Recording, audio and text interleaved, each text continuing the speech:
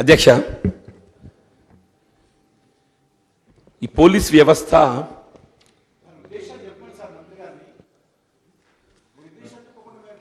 Minister గారు వాటి solid features చెప్పండి, దాని ముఖ్యోద్దేశాలు.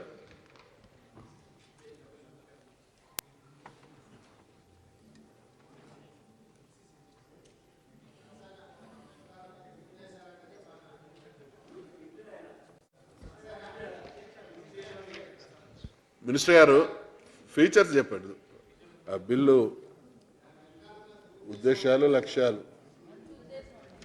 సరే, మన రేవంత్ రెడ్డి గారికి వినొస్తలేనట్టున్నది.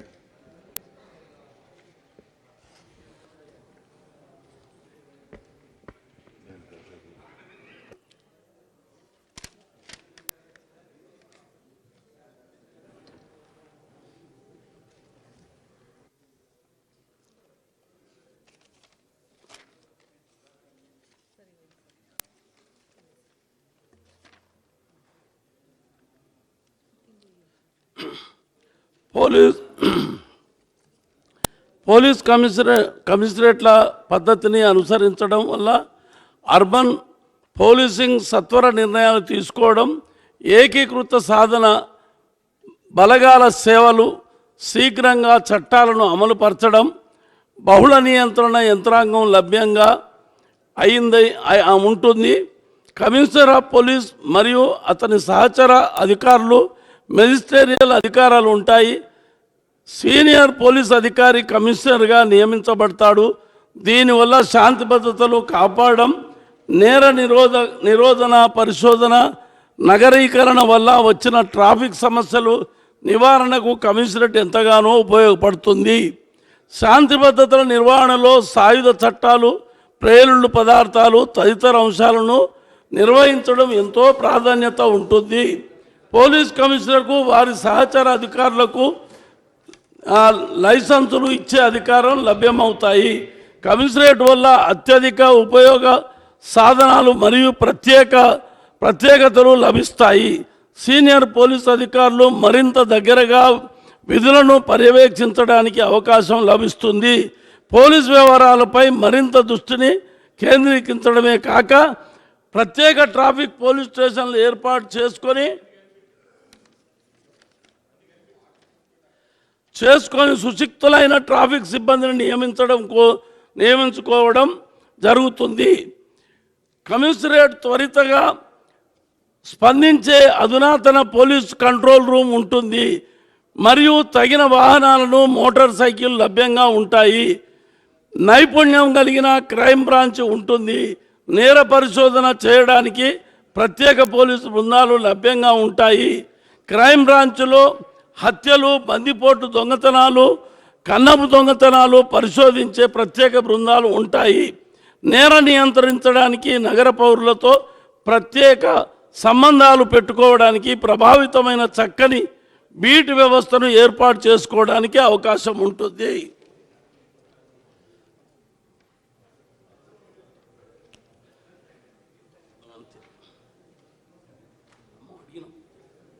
జీవన్ రెడ్డి గారు.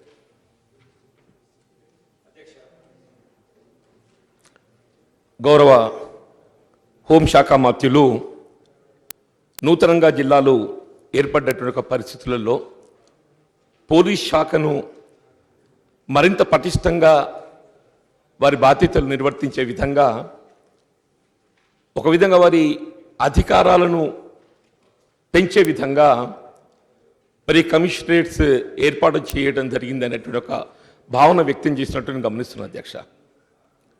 అంటే వాస్తవంగా రాష్ట్ర ప్రభుత్వం అధికార వికేంద్రీకరణలో భాగంగా పరిపాలనా సౌలభ్యాన్ని దృష్టిలో ఉంచుకొని ఇలా ప్రభుత్వం అమలు చేయ తలపెడుతున్నటువంటి ఒక కార్యక్రమాల అమలు, ప్రజానీకానికి పాలన యంత్రాంగం సన్నిహితంగా ఉండటంలో భాగంగా మరి నూతన జిల్లాలను ఏర్పాటు చేయడం జరిగింది.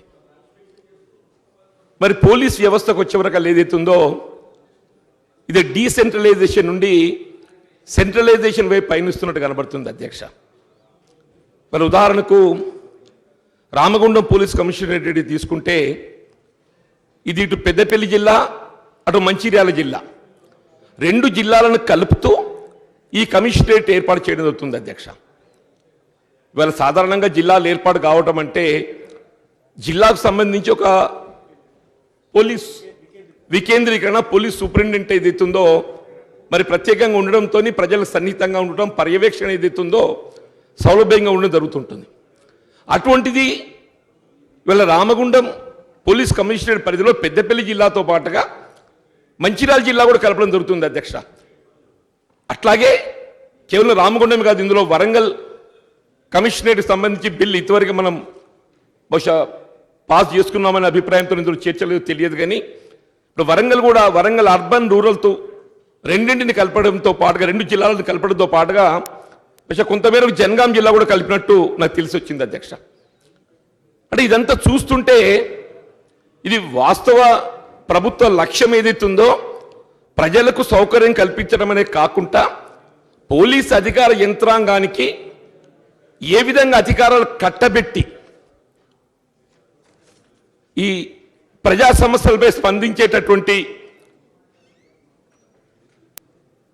వ్యక్తులను లేక ప్రజా సంఘాలనే కానివ్వండి, ప్రభుత్వ వైఫల్యాలను ప్రశ్నించేటటువంటి వారు ఎవరే కానివ్వండి కాక చెప్పంటూ నేను ఒక విధంగా చెప్పాలంటే పౌర హక్కులను అణిచివేసే విధంగా ఈ కమిషనరేట్కి ఏదైతుందో హక్కులు కల్పిస్తూ సాధారణ ప్రజానీకంపై ఆంక్షలు విధించే విధంగా ఈ ఎందుకు చెప్పాల్సి వస్తుందంటే సాధారణంగా జిల్లా సూపరింటెండెంట్కు మెజిస్ట్రేరియల్ పవర్స్ ఉండవు.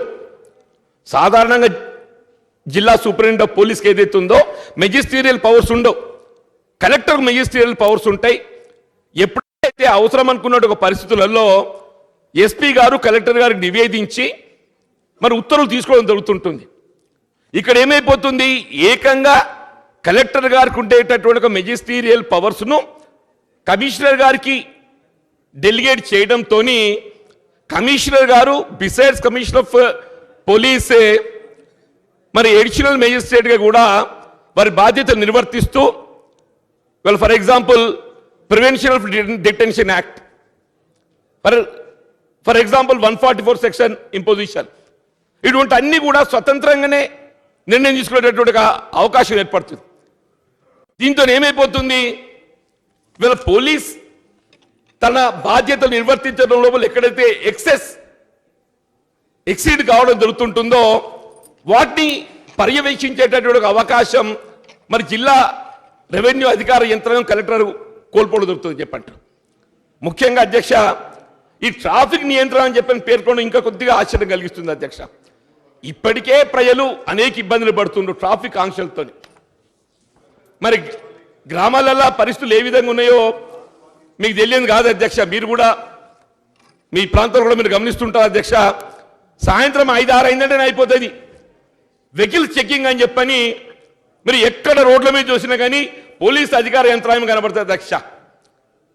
ఏమంటా ఇన్నోవాలు బొలేరోలు ఇచ్చిందో కానీ మరి ఆ ఇన్నోవాలు బొలేరో ఇది వాస్తవం అన్న మీ దగ్గర కూడా అదే ఉన్నది. మీరు చెప్పలేరు, నేను చెప్తున్నా.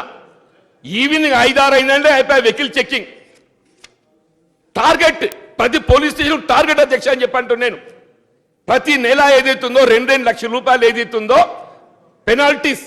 ఐ డోంట్ సే దట్ వేరే కరప్షన్ అని చెప్పి అనడం లేదు, కానీ టాక్సేషన్ రూపంగా ఏదైతుందో పెనాల్టీస్ ఇంపోజిషన్ చెప్పంటున్నాయి. సాయంత్రం వేళల్లో మరి రాష్ట్ర ప్రభుత్వం ఈ ఆటో ఓనర్స్ కు ట్యాక్స్ ఎగ్జామ్షన్ ఇవ్వడం జరిగింది. ఏదో సంవత్సరానికి 1000 రూపాయలు 1500 మాఫీ ఇచ్చింది అధ్యక్ష. ఇప్పుడు ఏమైపోయింది, సాయంత్రం వేళల్లో ఒక ట్యాక్స్ ఆటో వ్యవసాయ కూలీలు పత్తిరడానికి పోతారు అధ్యక్ష. రాంగో 10 మంది ఎక్కువస్తారు. ఓవర్లోడ్ అని చెప్పనేసి ఏదైతుందో మనకి 500 పెనాల్టీ రాసేస్తారు అధ్యక్ష. అక్కడ వెహికల్ చెకింగ్ అవుతుందంటే ఇటు కిలోమీటర్ అటు కిలోమీటర్ వెహికల్స్ అన్ని ఆగి ఉంటాయి అధ్యక్ష. ఎటు చూసినా కానీ చెప్పంటూ నేను కమిషనర్ పరిధి లోపల ఈ మధ్య నాకాబందీ అని చెప్పి పెట్టింది. ఒక విలేజ్ను సెలెక్ట్ చేసుకొని ఆ విలేజ్ మొత్తం రౌండప్ చేసి మొత్తం విలేజ్ అంతా ఏదైతుందో ఇల్లు డోర్ సర్వే. సరే ఆల్రెడీ ఎవరైనా నేరస్తుంటే మీరు వెలికి దేని తప్పలేదు దాంట్లో, కానీ ఒక మోటార్ సైకిల్ ఉంటుంది పాతది దానికి ఇన్సూరెన్స్ ఉండదు. ఈ బండికి ఇన్సూరెన్స్ లేదు కాబట్టి పెనాల్టీ రాసిపోతుంది. ఫర్ ఎగ్జాంపుల్ వెహికల్ పేపర్స్ ఏదో ఉంటాయి, యూ గివ్ సమ్ టైం, ఓ నెల రోజులు 2 నెలలు టైం ఇచ్చి మీరు పేపర్స్ రెన్యువల్ చేసుకోమని చెప్పండి, బాగుంటుంది. ఆ విధంగా కాకుండా ఈ నాకాబందీ రౌండప్తో ఏదైతుందో సామాన్య ప్రజానీకం ఏదైతుందో ఇంత ఆందోళన గురవుతుందని చెప్పంటే అసలు ఉన్న పరిస్థితులలోనే పోలీసులు ఎదిరించే శక్తి వీళ్ళ సామాన్య పౌరులు కోల్పోతున్నారు అధ్యక్ష చెప్పంటున్నా. అటువంటిప్పుడు మీరు ఇంకా ఈ పోలీస్ కమిషనరేట్ అని చెప్పని మా నెత్తిన రుద్ది వీళ్ళ పూర్తిగా మమ్మల్ని ఏదైతుందో ఒక నియంతృత్వ పాలనలోకి మరి పారదోలేట్టు కనబడుతుంది అధ్యక్ష అని చెప్పంటున్నా. దయచేసి I'm not yielding, I'm on subject, I'm not deviating, I'm not yielding. నేను సరిగా మాట్లాడుతున్నా, మీకు అర్థం కాకుంటే సరిగా మాట్లాడుతున్నాను ఆయన. నేను నీ శాశ్వతం కాదా పదవి, నీ శాశ్వతం కాదంటున్నా పదవి. Madam speaker this interruption won't allow madam. What is it? నీ శాత కాదు, నీకు ఆఖరిని అట్లున్నావు ఇటుకే వచ్చి.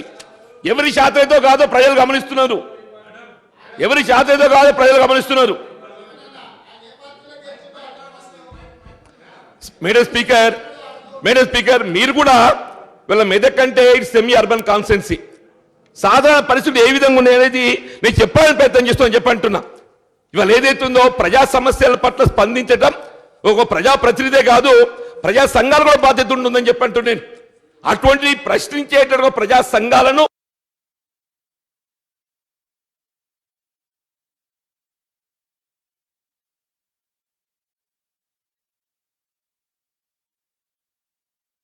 కూడా దాటిపోతారు. వాళ్ళ ఇదే పరిస్థితి ఇట్లే కొనసాగితే వాళ్ళ మన చేతి కూడా దాటిపోతారని చెప్పంటున్నా. దయచేసి ఎవరైనా కానీ వాళ్ళ విధి నిర్వహణ లోపల వాళ్ళకు ఉన్నటువంటి యొక్క అధికారాలు ఇప్పటికే బాగున్నాయి, వాటిని మరింత పెంచేదైతున్నదో మరి ప్రజలకు ఇబ్బంది కలిగే విధంగా. Because for example I quoted traffic నియంత్రణల పేరు మీద ఏదైతుందో ఏ విధంగా సామాన్య ప్రజానికి ఇబ్బందులు ఎదుర్కొంటున్నాయని చెప్పని. ఇవాళ ఏదైతుందో drunk and driving definitely has to be controlled. Drunk and driving control చేయాలి, అందరం సమర్థిస్తాం. కానీ వాళ్ళ మామిడి తోటలు దావా చేసుకుంటుంటే నువ్వు మామిడి తోటలు దావా ఎట్లా చేసుకుంటావురా? అరే ప్రభుత్వం తాగమని చెప్తుంది నన్ను, నువ్వు తాగకూడదు, నా ప్రభుత్వం నడవది, నువ్వు తాగురా నాయన నా ప్రభుత్వం నడుస్తా అని చెప్పిన ప్రభుత్వమే ప్రోత్సహించుకుంటా. మళ్ళీ ఏదైతుందో నేను ఇది వాస్తవం చదువుతూ విషయాలు చెప్తున్నాను మేడం. మేడం నేను ఏంది కాదు, జీవన్ రెడ్డి గారు ఏం చెప్పదలుచుకున్నారు? తాగి బండి నడపమని చెప్పదలుచుకున్నారా మీరు? బాగా తాగండి బండి నడపని చెప్పదలుచుకున్నారా మీరు? అంటే బాగా తాగి బండి నడిపినా పోలీసులు మాత్రం ఏమనొద్దు, ప్రజల ప్రాణాలు పోయినా పర్వాలేదు, ప్రజలు చచ్చిపోయినా పర్వాలేదు, యాక్సిడెంట్లు అయినా పర్వాలేదు. మొన్న మన పంజగుట్ట జరిగిన సంఘటన మర్చిపోయినరా మీరు?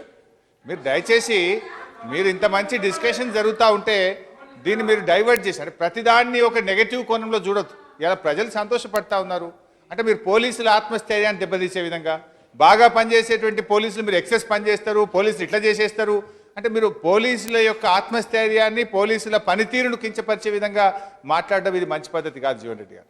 ఇప్పుడు ఈ యొక్క పోలీస్ కమిషనరేట్ రావడం ద్వారా మెరుగైనటువంటి లా అండ్ ఆర్డర్ మెయింటైన్ కావాలని, ఇప్పుడు చాలా చోట్ల నుంచి ఇంకా డిమాండ్లు వస్తున్నాయి పోలీస్ కమిషనర్ ఏర్పాటు కావాలని. ఒకవేళ అది మంచిది కాకపోతే డిమాండ్ ఎందుకు వస్తుంది? డెఫినెట్లీ తద్వారా ఒక మంచి లా అండ్ ఆర్డర్ ఏర్పడుతుంది. భవిష్యత్ అవసరాలను దృష్టిలో పెట్టుకొని మన తెలంగాణ అభివృద్ధిని దృష్టిలో పెట్టుకొని తీసుకొస్తా ఉంది ప్రభుత్వం.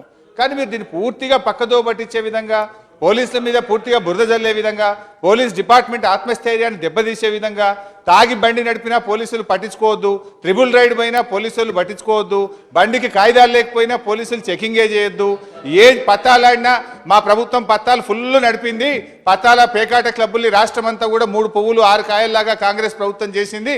టీఆర్ఎస్ ప్రభుత్వం వచ్చినాక పత్తాలాట మొత్తం బంద్ అయిపోయింది. అంటే పత్తాలు ఆడినా కూడా మీరు పట్టుకోవద్దు, గుడుంబా ఫుల్గా తాగాలి, గుడుంబా తాగినా కూడా పట్టుకోవద్దు. ఇదేనా మీరు చెప్పదలుచుకున్నది జీవన్ రెడ్డి గారు? ఇదే ఏమి ఒక మంచి బిల్లు తెస్తా ఉంటే డెవలప్మెంట్ అప్రిషియేట్ చేయాల్సింది పోయి ఏమి పట్టుకోవద్దు, ఏం తప్పులు చేసినా కళ్ళు మూసుకోవాలి పోలీసులు అనే విధంగా జీవన్ రెడ్డి గారు మాట్లాడడం, ఏకపక్షంగా పోలీసుల మీద దాడి చేస్తూ వాళ్ళ ఆత్మస్థైర్యాన్ని దెబ్బతీసే విధంగా, పోలీస్ డిపార్ట్మెంట్ యొక్క అభిమానాన్ని దెబ్బతీసే విధంగా మాట్లాడినారు. బేషరతుగా వ్యాఖ్యలు వారు ఉపసంహరించుకుంటే వారు ఒక సీనియర్ సభ్యుడు, వారికే మంచిదని చెప్పి నేను డిమాండ్ చేస్తా ఉన్నాను అధ్యక్ష.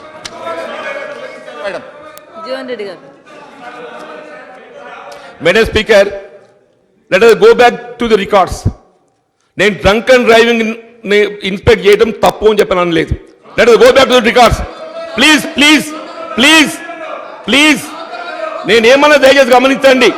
నేను డ్రంక్ అండ్ డ్రైవింగ్ ఏదైతుందో అరికట్టడాన్ని వ్యతిరేకించలేదు. మీరు దయచేసి చెక్ చేయండి అంటున్నా. నేను డ్రంక్ అండ్ డ్రైవింగ్ చెక్ చేయడాన్ని వ్యతిరేకించలేదు. నేను చెప్పిందల్లా డ్రంక్ అండ్ డ్రైవింగ్ చేయడం మంచిదే, అరికట్టండి. కానీ మామిడి తోటల్లో దావతులు చేసుకుంటే ఏదైతున్నదో ఎవరో చుట్టం వచ్చిందని చెప్పని వాళ్ళని పట్టుకపోయి ఏదైతే స్టేషన్లో పెట్టడము ఇది ఎంతవరకు సమంజసమండి? మీ ప్రజలు మిమ్మల్ని ప్రశ్నిస్తున్నారో లేదో కానీ మా ప్రజలు మమ్మల్ని ప్రశ్నిస్తున్నారు.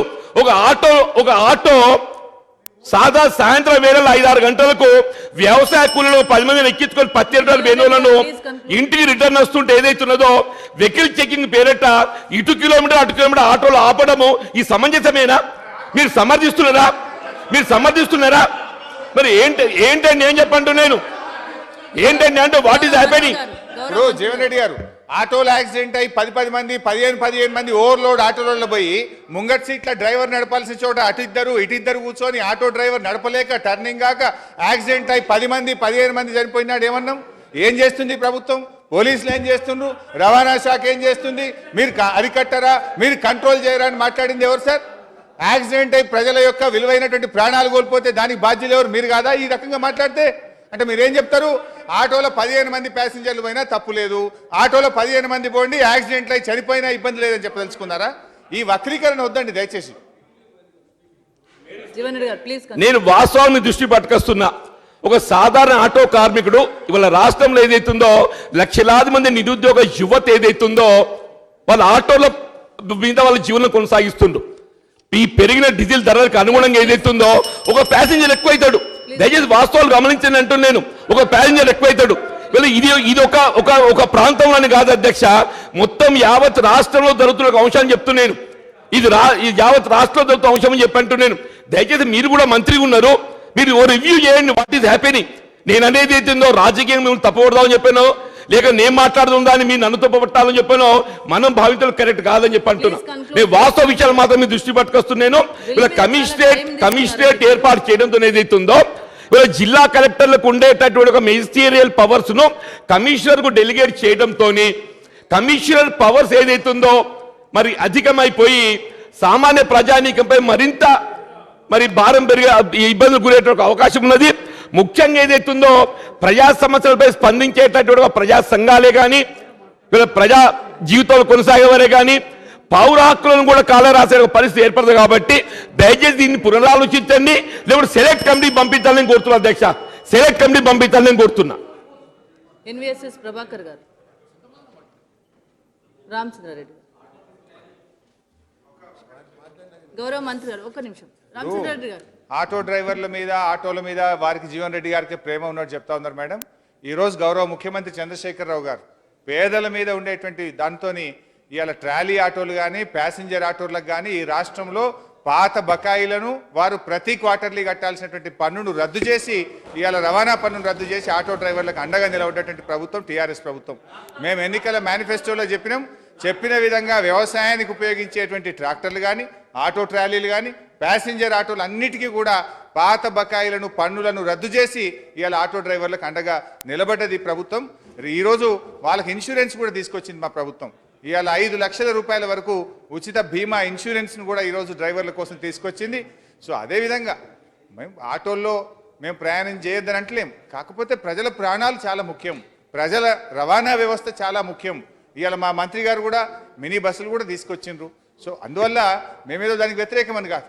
పోలీసులు ఎంతసేపు ప్రభుత్వం యొక్క ప్రజల యొక్క ప్రాణాలకు విలువ ఇస్తూ వారి బాధ్యత వాళ్ళు నిర్వహించింది తప్ప అంతకుమించిందేం లేదు. మేము రద్దు చేసినటువంటి పన్నులు 72 కోట్ల రూపాయలు వీరి మీద ఉండే పాత బకాయిలను రద్దు చేసి ఆటో డ్రైవర్లకు ఈ ప్రభుత్వం సహాయం చేసింది. రామచంద్రారెడ్డి గారు, I want allow you sir. Ramachandra Reddy గారు మీరు మాట్లాడండి. అధ్యక్ష రామచంద్రారెడ్డి గారు మాట్లాడండి. మీరు రామచంద్రారెడ్డి గారు మీరు మాట్లాడండి. No sir, I want allow you. మీరు సఫిషియెంట్ టైం తీసుకొని మాట్లాడినారు. రామచంద్రారెడ్డి గారు మీరు మాట్లాడండి. రామచంద్ర రెడ్డి గారు మీరు మాట్లాడండి నో సార్ నేను ఐ వాంట్ అలో యూ మీకు ఆల్రెడీ టైం ఇచ్చాను మీరు మాట్లాడినారు మీరు మళ్ళీ కౌంటర్ వేయడం మళ్ళీ అక్కడ నుండి కౌంటర్ రావడం ఇది బాగా లేదండి ఇది మన గౌరవ సభ్యులం మీరు అందరు కూడా తెలుసు no sir no Jeevan Reddy గారు I want allow you Ramachandra Reddy గారు మీరు మాట్లాడండి no sir no I want సభని అధ్యక్ష సభని కంట్రోల్లో పెట్టండి అధ్యక్ష. రామచంద్ర రెడ్డి గారు మీరు మాట్లాడండి లేకుంటే రామచంద్ర రెడ్డి గారు మీరు మాట్లాడండి నో సార్ నేను I want allow you I have given much time sir no sir no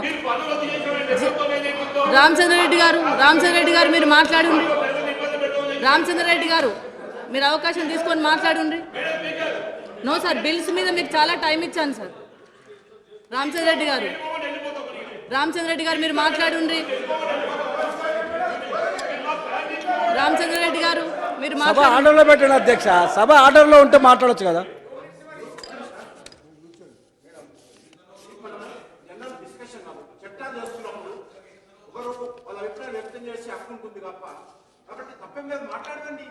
మళ్ళీ ఇడు క్లారిఫికేషన్స్లో మాట్లాడమనండి.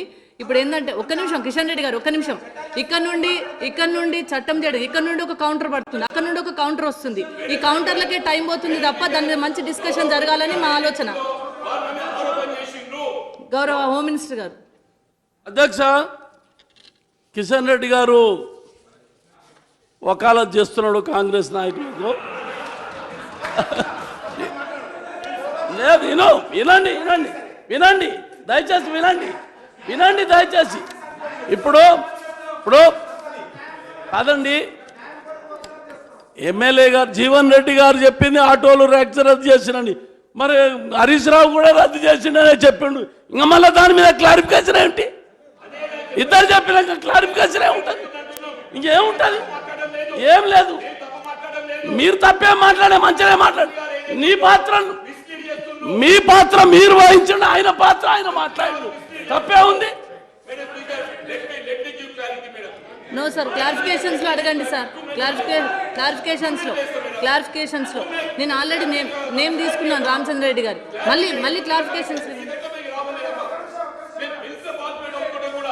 మీరు బిల్స్ మీద మాట్లాడతలేరండి అన్ని కౌంటర్స్ వేసుకున్నట్లనే ఉన్నారు. బిల్స్ మీద బిల్ మీద మాట్లాడండి. ఒక్క నిమిషంలో పూర్తి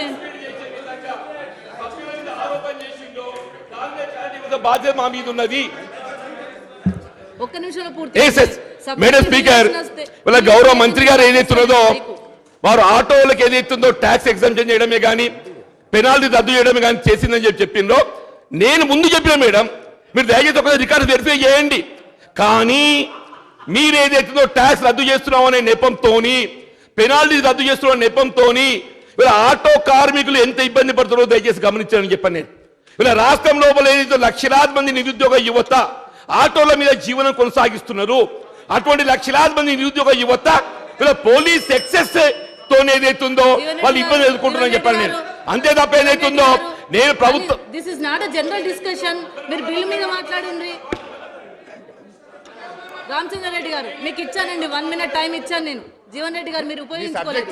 రామచంద్ర రెడ్డి గారు గౌరవ మంత్రి గారు మాట్లాడదా ఇదే సమయం వృధా అవుతుందండి. మీరు మాట్లాడుతున్నాను ప్రభుత్వం మాట్లాడుతున్నారు. మీరు బిల్ మీద జనరల్ డిస్కషన్ వచ్చినప్పుడు దాంట్లో మాట్లాడండి. ఇక్కడ బిల్లు మీద డిస్కషన్ వచ్చినప్పుడు మీరు బిల్లు మీద మాట్లాడితే బాగుంటుంది. కానీ మీ ధోరణి ఎట్లుందంటే ఆటోలో 15 మంది టాప్ మీద 10 మంది లోపల 10 మంది కూర్చున్నా మీరు పట్టుకోవద్దు, కేసు పెట్టద్దు, చూస్తూ కూర్చోవాలి. మళ్ళీ ప్రజల ప్రాణాలు పోయినా కూడా మీరు కేసులు పెట్టద్దు. తాగి బండ్లు నడిపినా తాగి ఆటోలు నడిపినా ఎవరైనా తాగి వాహనాలు నడిపి ఎవరైనా చనిపోతే కూడా మీరు ఏమనొద్దు. అంటే మీ ఉద్దేశం ఏంది? ఏమీ చేయొద్దనే ధోరణిలో మంచిది కాదని నేను చెప్పే ప్రయత్నం చేసిన. ఈరోజు మీరు 10 ఏళ్ళు అధికారంలో ఉన్నారు. ఏనాడన్నా ఒక్క ఆటో కార్మికులకు పన్ను రద్దు చేయాలనో ట్యాక్స్ రద్దు చేయాలనో ఒక్కనాడన్నా మీరు ఆలోచించిందా సార్? మీరు ఇవాళ ఈరోజు టీఆర్ఎస్ ప్రభుత్వం వచ్చిన తర్వాత అంటే ఏంది మీరు మాట్లాడచ్చు కదా, మేము మాట్లాడాలి. ఇప్పుడు టీఆర్ఎస్ ప్రభుత్వం వచ్చిన తర్వాత 4 లక్షల ఆటోలకు క్వార్టర్లీ పన్నును రద్దు చేసి 4 లక్షల ఆటో కార్మికులకు అండగా నిలిచిన ప్రభుత్వం టీఆర్ఎస్ ప్రభుత్వం. ఇవాళ అంటే మీరు మాత్రం మాట్లాడొచ్చు, మేము మాట్లాడకూడదండి? అంటే మీరేంది రెడ్డి గారు మీరు please resume your seat, please resume your seat. అంటే ప్రతి పోలీస్ గారు స్టేషన్ కు మీరు 2 లక్షలు మీరు టార్గెట్ కూర్చోండి పెట్టిందని ప్లీజ్. మీరు చెప్పడం తప్పు కదా? ఇవాళ పోలీస్ స్టేషన్లకు టీఆర్ఎస్ ప్రభుత్వం వచ్చినాక 75,000 రూపాయలు పట్టణ ప్రాంతాల్లో, హైదరాబాద్ లో 50,000 రూపాయలు పట్టణ ప్రాంతాల్లో, రూరల్ పోలీస్ స్టేషన్ లో 25,000 ఇచ్చినాం. మీరుండగా ఒక్క రూపాయి కూడా పోలీసుల కాగితానికి పెన్నుకు కూడా పైసలు ఇవ్వని ప్రభుత్వం కాంగ్రెస్ ప్రభుత్వం. ఇవాళ ట్రాఫిక్ పోలీసుల కోసం రిస్క్ అలవెన్స్ ఇచ్చినటువంటి ప్రభుత్వం ఇవాళ టీఆర్ఎస్ ప్రభుత్వం. మీరుండగా కేవలం మామూళ్ళ మీద ఆధారపడి పోలీస్ స్టేషన్ నడుపుకోమని చెప్పింది మీరైతే, పోలీస్ స్టేషన్లకు నెల నెల డబ్బులు ఇచ్చి ఆత్మగౌరవంతో ఉండండి, సజావుగా నడపండి, ప్రజల్ని ఇబ్బంది పెట్టద్దని చెప్పినటువంటి ప్రభుత్వం ఇవాళ టీఆర్ఎస్ ప్రభుత్వం. ఒకవేళ 2 లక్షలు ఇచ్చారని మీరు అంటున్నారు కదా టార్గెట్, మీరు రుజువు ఉంటే ఇవ్వండి, ఇవ్వకపోతే రాజీనామా చేస్తారా? మీరు రుజువులు ఉంటే ఇవ్వండి, లేకపోతే రాజీనామా చేయండి.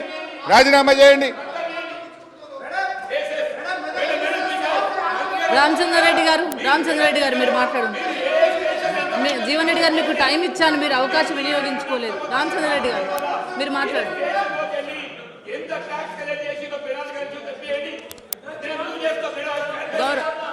గౌరవ హోమ్ మినిస్టర్ గారు సభ్యులను బిల్లు మీద మాట్లాడమనండి.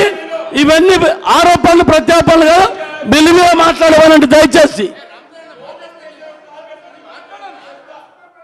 రామచంద్రారెడ్డి గారు మీరు మాట్లాడండి. రామచంద్రారెడ్డి గారు మీరు మాట్లాడండి. సభను ఆర్డర్లో పెట్టండి అధ్యక్ష. గౌరవ సభ్యులు మాట్లాడుతున్నారు, ముగ్గురు లేచి మాట్లాడుతున్నారు. ముగ్గురు లేచి మాట్లాడుతున్నారు అధ్యక్ష. మీరు ఆర్డర్లో పెట్టండి, సభను ఆర్డర్లో పెట్టండి. నేను చెప్పింది వినపడదు అధ్యక్ష. మాట్లాడండి రామచంద్రారెడ్డి. దయచేసి please confine to the subject please. I'm requesting all the members please confine to the subject. Jeevan Reddy గారు దయచేసి, నువ్వు సీనియర్ శాసనసభ్యునివి, మంత్రివర్గం చేసినావు, ఇలా ఛాలెంజ్లు ఎందుకు? నువ్వు ఛాలెంజ్లు చేసి అక్కడ కూర్చున్నావు, ఇక లాభం లేదు, ఇక ఊరుకో. ఇంకా మళ్ళీ ఎక్కడ కూర్చున్నా చేసుకోకు. ఈ ఛాలెంజ్లతోటి ఇళ్ళకు కూడా రాకుండా అవుతావు, మళ్ళీ అనవసరంగా ఎందుకు? రామచంద్రారెడ్డి గారు ప్లీజ్ జీవన్ రెడ్డి గారు please resume your seat, please resume your seat, please resume your seat. Ramachandra Reddy గారు మీరు మాట్లాడండి. రామచంద్రారెడ్డి గారు మీరు మాట్లాడండి. అజయ్ కుమార్ గారు బిల్ మీద మాట్లాడండి. అజయ్ కుమార్ గారు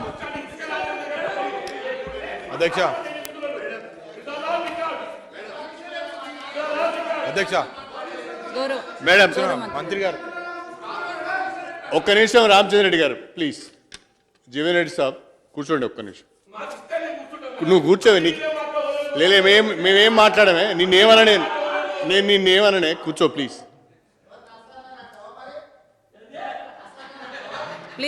అధ్యక్ష నర్సన్న,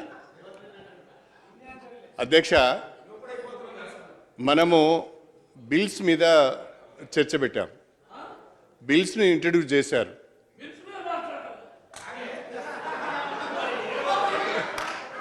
అధ్యక్ష బిల్స్ మీద ఇప్పుడు ఎవరో మొదటిసారి ఎన్నికై వచ్చిన ఎమ్మెల్యే గారు, అరే నువ్వు బిల్ గురించి తెలియక, బిల్లో ఉన్న కంటెంట్ అర్థం కాక ఏదో ఒకటి మాట్లాడాలనే ఆలోచనతో డీవేట్ అయి మాట్లాడితే నేను అర్థం చేసుకోగలను. జీవన్ రెడ్డి గారు సీనియర్ శాసనసభ్యులు, మోర్ ఓవర్ ఈజ్ అడ్వకేట్. ఆ బిల్ ఏందో తెలుసు వారికి, బిల్లో ఉన్న కంటెంట్ ఏందో తెలుసు, దాని యొక్క రిపర్కషన్స్ ఏంటో తెలుసు, అది ఇంప్లిమెంట్ చేస్తే ప్రజలకు కలిగే మేలేంటో కూడా తెలుసు. మీరే డీవియేట్ అయ్యి మాట్లాడితే మిగతా వాళ్ళకి ఏమి మీరు మార్గదర్శకత్వం ఇస్తున్నట్టండి? ఇది పద్ధతి కాదు. నేను మొదటి రోజు నుంచి చూస్తున్నా కాంగ్రెస్ పార్టీ వాళ్ళు, నువ్వు ఆగురా భయ్, కాంగ్రెస్ పార్టీ వాళ్ళు ప్రతిరోజు ఏదో ఒక అంశాన్ని చర్చకు తీసుకోవడం, దాన్ని చర్చకు పెట్టడం, దానిపైన ప్రభుత్వం పైన ఏదో మేము అప్పర్ హ్యాండ్ సాధించినామని ప్రయత్నం చేసి సెల్ఫ్ గోల్ కొట్టుకుంటున్నారు. ఎందుకే మీరు ఈ రకంగా చేసుకుంటున్నారు? దయచేసి అర్థవంతమైన చర్చ చేయండి. బిల్లులో ఏమైనా లోపాలు ఉంటే చెప్పండి. ప్రజలకు ఉపయోగపడే విధంగా ఏదైనా అమెండ్మెంట్స్ ఉంటే సజెస్ట్ చేయండి. బిజినెస్ను రెగ్యులేట్ చేయండి అధ్యక్ష. ఇట్లా ఈ రకంగా ఏదో ఒక మొత్తం ఇష్యూను డైవర్ట్ చేసుకుంటూ పోయి మాట్లాడుతూ ఉంటే సభ సమయం వృధా అవుతుంది. దయచేసి తమ రెగ్యులేట్ చేయండి అని నేను కోరుతున్నాను. రామచంద్రారెడ్డి గారు I won't allow you sir. Already మీకు అవకాశం ఇచ్చాను. అలిగేషన్స్ తప్ప మీరు ఉపయోగించుకోలే మైకును. రామచంద్రారెడ్డి గారు అధ్యక్ష మీరు మాట్లాడు. మళ్ళీ క్లారిఫికేషన్స్ లో మాట్లాడదు. రామచంద్రారెడ్డి గారు మీరు అలిగేషన్స్ చేయడం వల్ల మళ్ళీ ఇక్కడ నుండి కౌంటరు, అక్కడ నుండి కౌంటరు, సబ్జెక్ట్ మీద మాట్లాడట్లేదు. రామచంద్రారెడ్డి గారు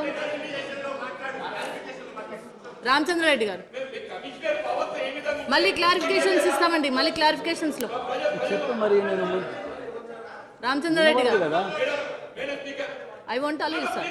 ప్లీజ్ సార్. నేను రామచంద్రారెడ్డి గారు ఐ వాంట్ అలౌ యూ. అధ్యక్ష రామచంద్రారెడ్డి గారు క్లారిఫికేషన్స్ లో తీసుకోండి. మళ్ళీ క్లారిఫికేషన్స్ లో తీసుకోండి.